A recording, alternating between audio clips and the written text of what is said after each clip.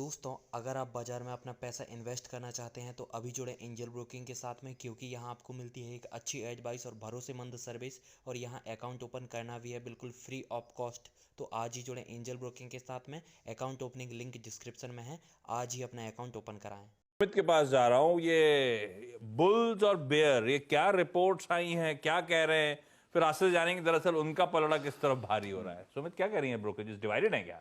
अरे डिवाइडेड मतलब mega divided, और ब्रोकर से ज्यादा पब्लिक के ऊपर इसके सवाल आ रहे हैं। तो इसीलिए हमने सोचा कि चलिए आज जोमेटो के ऊपर बुल वर्सेस बियर करते हैं। देखिए, जोमेटो के साथ 162 रुपए के आसपास के हाईज और उसके बाद 100 रुपए के नीचे के आसपास के लोज, और उसके बीच में कहीं झूलता हुआ शेयर, भारी बिकवाली, फिर इसके बाद एक स्ट्रांग पुल बैक। कुछ तबके ऐसे हैं जो मानते हैं कि शेयर में भी बहुत जान बाकी है, कुछ तबके ऐसे हैं जो मानते हैं कि नहीं, ओवर प्राइस्ड है और बड़ी तेजी दिखा चुका है 72 रुपए के इशू प्राइस के सामने, इसका दाम अभी नीचे आना चाहिए।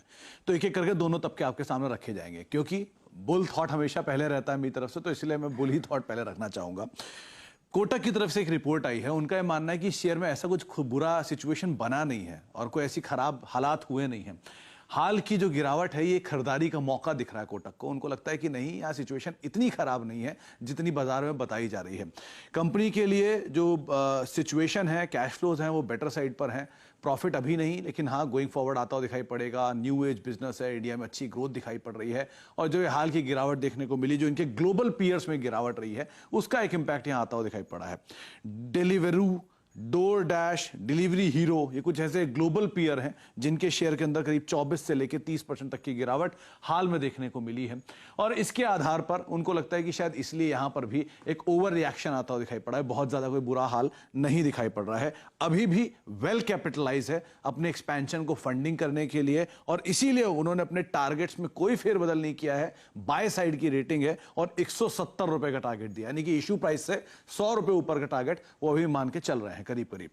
अच्छा, ये तो हुआ बुल थॉट। अब आते हैं इसके बियर थॉट के ऊपर। बियर थॉट आया है जेपी मॉर्गन की तरफ से।